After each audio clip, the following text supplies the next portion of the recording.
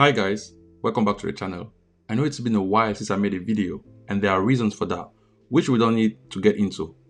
Although I've had several thoughts lately, I've yet to find the time to share them correctly.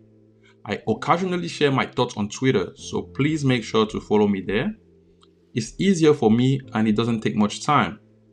Today's topic is Kurona, and for many people, Kurona was a convenient plot device that the authors used to facilitate Isagi's development in the Nel.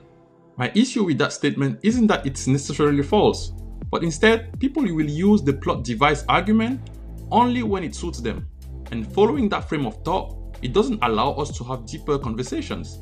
If Kurona is indeed a plot device, as I'm sure he is, like many things are plot devices, yeah?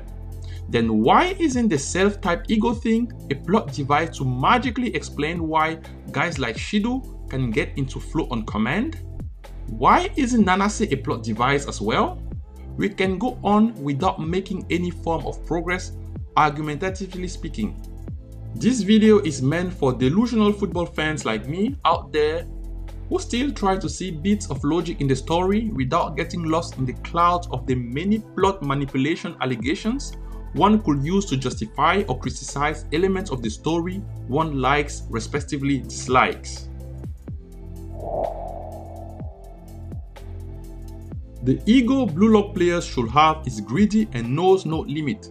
Genpachi Ego has cultivated a certain mindset that allows the top Blue Lock players always to leave a mark on the pitch no matter the circumstances. Like Genpachi Ego said himself, winners adjust their challenge.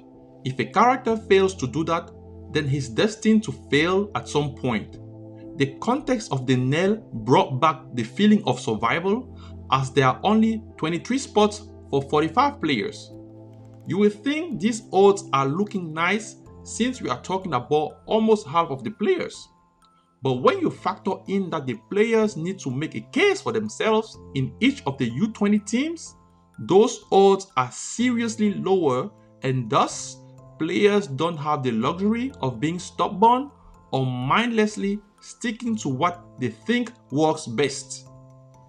The Nel forces players to polish and use their skills in a brand new way to survive, thus reaching new heights.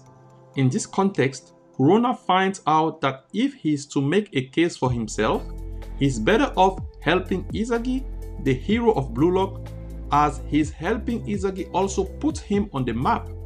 In a sense, Kurona did what Kikyow did and sided with the underdog. But there is a catch. Isagi isn't a weakling that you mindlessly bet on just for the sake of it. Under fair circumstances, the odds of Isagi succeeding are quite high. In the same way, the odds of Kaiser scoring are usually relatively high. When either of them is the underdog and has people side with them, it is all predicated on their pure raw abilities and skills that will usually see them prevail. Don't get it twisted. Kikyow and Kurona will not follow Igaguri as a striker, for example. Again, as I said in a previous video, the ultimate judges are skills and what you show on the pitch. We have no previous data on Kurona, and we don't know much about his favorite position on the pitch and how he likes to play the game. We just know that he was recruited by Genpachi Ego as one of the most talented strikers in Japan. Also, it's not like we need to know his past, especially for players like him, with egos not as strong as other players like Baru, Rin, Bachira, Isagi. For each player in the German stratum, you need to find a player in the starting lineup whose position you can steal. It's obvious that Kaiser, Ness and Grimm were untouchable at first. Kurona decided to play as a right back, which gives him some defensive duties, but more importantly, offensive duties, which Kurona decided to be all about facilitating Isagi's plays. This tells us that Kurona is a player who is generous and doesn't mind defending. During the Manchine City game, we saw his playstyle, which mainly revolves around his speed and shrewd positioning. He can instinctively grasp where he has to be to free space and provide passing options while helping make progress the axis of attack. This worked particularly well in both the Manchine City and the Ubers games, as Isagi needed to stay close to Kurona to make plays. At the same time, Isagi also adapted perfectly his movement to use Kurona better, thus making both shine. People really take this for granted, but as much as Kurona was useful to Isagi, we cannot disregard how seamlessly Isagi adapted to him as well. It works both ways. With Hiyori in the picture, however, Isagi can stay up front, or Isagi can sprint to the goal and leave the playmaking to the director. With Isagi farther away from Kurona, Kurona will either have to carry the ball more or find someone to combine with, while Isagi positions himself up front.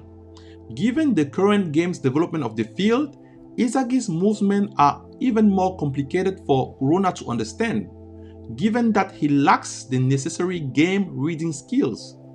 This consequently means that Kurona will need more time to make decisions. The usual planet hotline pattern cannot consistently be used as Isagi moves up the pitch a whole lot more. Moving up the pitch and being farther away from his allies means that Isagi had to hone his ball keeping sense to keep possession of the ball while his allies can position themselves accordingly.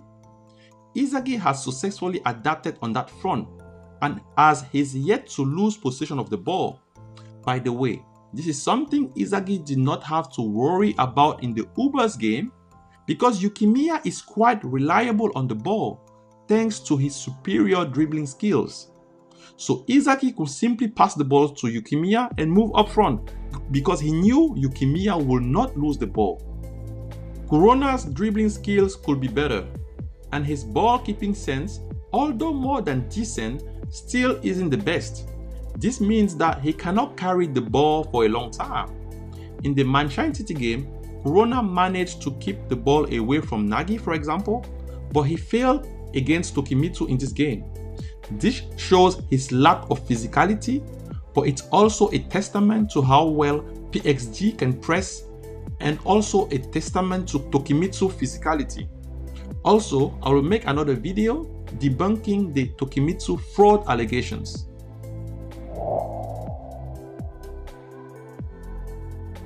The distance between Isagi and Kurona being more significant than before means that Kurona has to make passes at a longer distance than the ones he made in the Manchine City and Ubers games. So the pair gradually moves away from the consistent short passes and quick link-up play. And with the inclusion of Hiyori, they now form a triangle that passes the ball around at mid-distance in the build-up phase. This has led to Kaiser intercepting 2 of Kurona's passes. Kurona just lost the ball to Rin because he couldn't anticipate what Isagi would do and because it was Rin. Duh! Had it been any other player, Kurona would have probably been safe. Rin just managed to predict the best way to ruin the attack.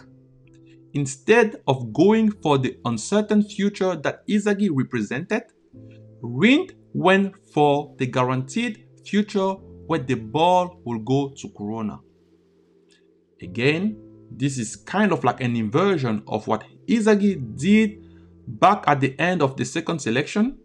Instead of trying to go and block a Rin for a potential pass from Bachira, Isagi went above and beyond for the uncertain future that Bachira was representing. This shows the difference in game reading skills between Rin and Isagi. It was already clear even before Metavision, by the way. So what happened? Kurona had to keep the ball while waiting for Isagi to make moves he could understand. Once Isagi made that run behind Kaiser, Kurona was ready to pass the ball, and that's the moment Rin was waiting for in the shadow. Kurona's current challenge isn't quite simple. The big brains on the pitch have figured out that you must target Isagi's allies to destroy his system. Hiyori also has his fair share of challenges, as we saw earlier how he was dispossessed because he took too much time on the ball. Hiyori has already quickly fixed that by sending passes faster, no look passes, right? Hiyori only seeks his vision of the world's best. Isagi just happened to always match that vision. Isagi also kept improving his game, which shows that his words to Noah were true and intentional. He said he will train the abilities he lacks. Isagi improved on his link-up plays to be able to better combine at short distances with Kurona. He found out the mistake of his over-reliance on his right leg and unlocked his lefty shot. He kept polishing those two weapons and now he has more options. His ball control has improved, which gives him more freedom in tight situations. His reaction time is as good as ever, if not better. He improved his ball retention, thus allowing him to move up the pitch and give time for his teammates to provide passing options. His core strength and overall balance have reached levels unseen before. Those are small incremental changes that end up having a big impact thanks to the compound effect. How can Kurona stay relevant? Otherwise, he will be swallowed by this game. We all know his game IQ won't suddenly blossom. This is not One Piece. This is not a Haki Bloom situation. The only way for Kurona is a new way to use his skills and speed to be better at keeping the ball while Isagi gets into scoring positions. I sincerely believe he has the skills to do so, and I hope Kaneshiro gives him some shine. Another possibility will be for Kurona to pass the ball to whoever is around, yeah?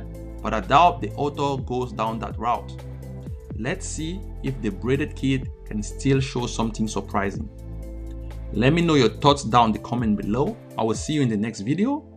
The plan is to release 2 more videos before we do the play analysis of Bastard München's second goal. Yeah, I'm talking about that crazy goal from Kaiser. Stay tuned.